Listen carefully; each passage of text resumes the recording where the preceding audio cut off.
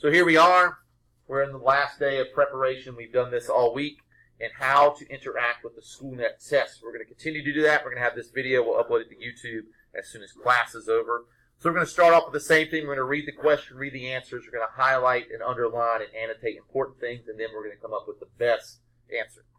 Bacteria are released into the Gulf of Mexico to help clean up an oil spill. What role do bacteria serve in the marine ecosystem? Decomposers, consumers, producers, and predators.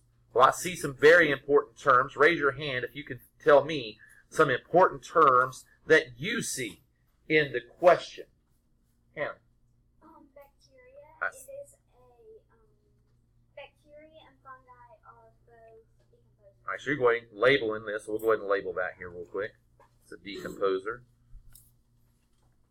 All right, so bacteria is a decomposer. Released into the Gulf of Mexico to help clean up an oil spill. What role, I'm just going to ask this question to see if people know that. What was the other word that we might have for the role or the job of bacteria? Alvin. That's the niche. Do bacteria serve in the marine ecosystem? Now, there's a word in there that some of us may not know.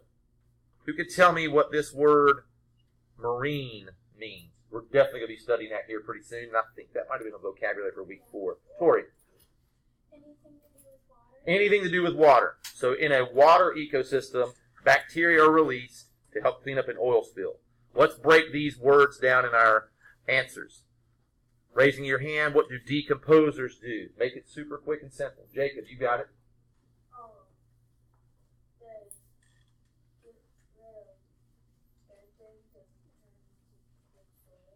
Break down dead into nutrients and soil, right? Depending on where they are. And good soil. What do consumers do? What was that word, those words that we use for consumers? And you can just use the 3 main definitions if you want to. Ricky. An animal that eats plants. Eats plants. Eats animals. Yep, you're right. Oops, Mr. Bowen can spell right. Animals and both, right?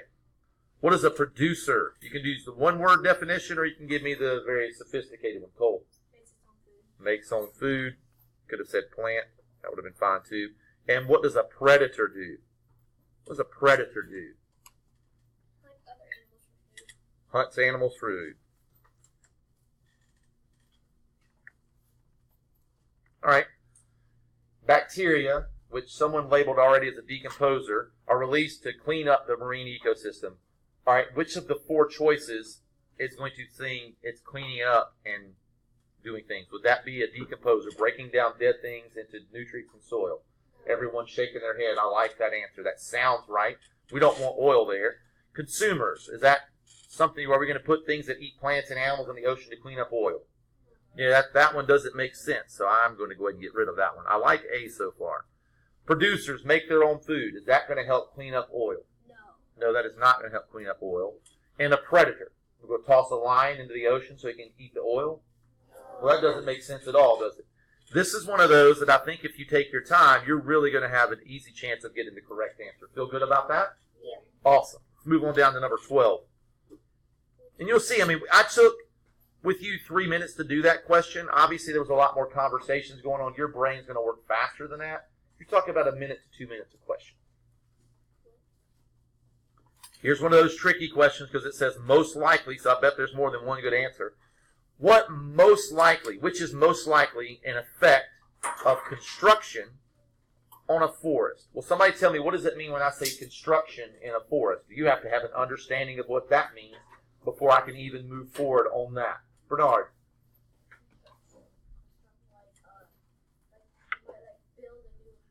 So if they're building things at a forest, what are they doing to the forest?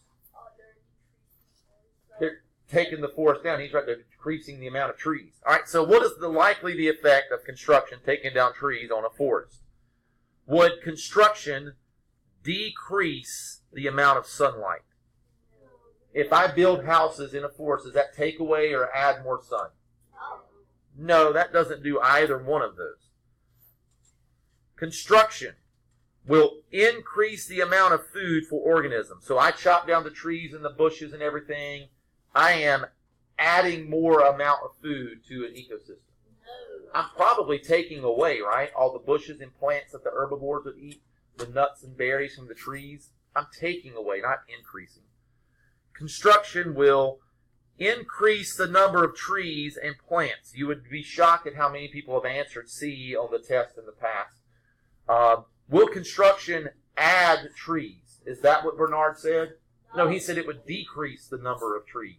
Not add. That doesn't make sense, but they put it in there because they are hoping someone doesn't take the time to read that. I don't like any of those. Construction will decrease the amount of natural cover and nesting places. What's another word that I might be able to put in place for that? The natural cover and nesting areas. It's one of our vocabulary words. Ooh, lots of hands up. George. Habitat. Construction will decrease the habitat. So chopping down trees and bushes is decreasing habitat. Is that true? Yes. All right. So again, we take about a minute or two. We work our way through. You need to read and interact in your mind just like that with all of the questions to make sure we do not fall into that 20 plus points below on the first test. We don't want that. I don't want my people that make hundreds to be in the 80s, my people that make 90s like in the 70s. Like that's what happens a lot on the first test because we don't take our time. All right, so we've got a question about Noah here. Noah visited a park that had many oak trees. What best describes the role of an oak tree? What's another word I might be able to use in that one? See if we all know our vocabulary words. Niche, yes. What best describes the niche of an oak tree in its ecosystem? Okay, is its niche to live a long time? No. That might be a fact about an oak tree, but is that its role? No. I don't think that's definitely not its role. Okay, oak leaves have leaves that change colors. True? Yes. I think we're about to find out in about like 3 or 4 weeks, right? One of my favorite times of the year. But I don't think that that's its job. I mean, its job is not to make all the people that drive to the Blue Ridge Parkway happy. It doesn't think about that. That's just a perk that we get with those.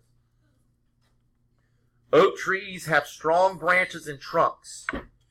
Anything false about that? No, but is that its niche? Is that its role? So far, I've had 3 answers that are true, but they just don't cover the job and the role of an oak tree in an ecosystem. Do you see how they are trying to trick you? Please be careful. Oak trees are a source of food and shelter for animals. Is that true? Is that a job where it's interacting in the ecosystem? Yes. So your best answer for 13 is D, and you move on. So are we starting to see, Marshall, how they will definitely try to trick us with true answers in a question? A, B, and C, all true. All facts about oak trees. But it doesn't fit the end of this, what best describes the role of an oak tree. So you have to be very careful on this. 14, we've studied this. Honeybees collect nectar from flowers to make honey. All right. When a honeybee goes flower to flower, some of the pollen gets on its legs. The pollen drops into the next flower the honeybee visits. What statement best describes the role or niche of honeybees in the life cycles of flowering plants? Do honeybees help spread plant seeds? Is that what it said? No, it said, what did it say? It has pollen. Say seeds, but that's not an answer. Honeybees help flowering plants reproduce.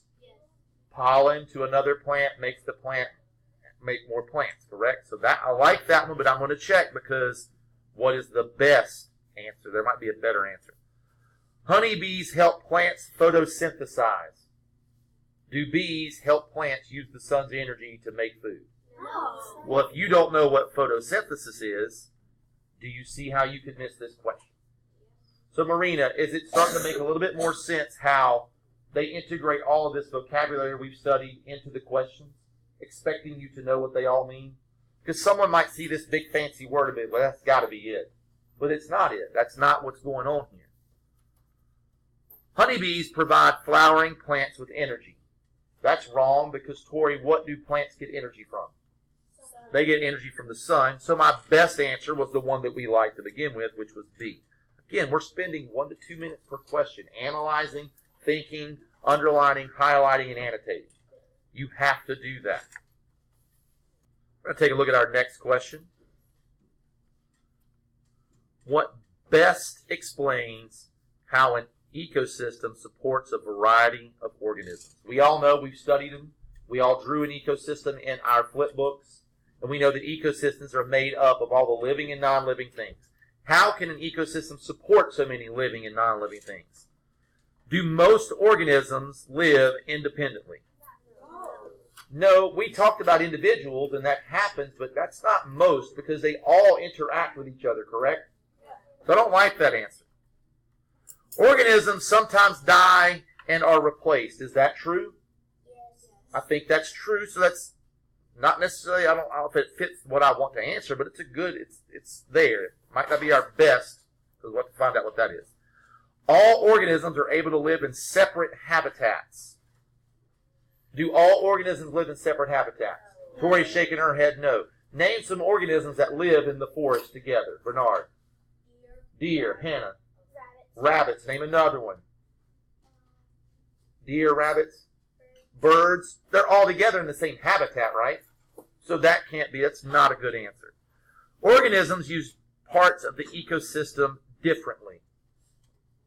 Okay, does a bird use the tree differently than a deer does?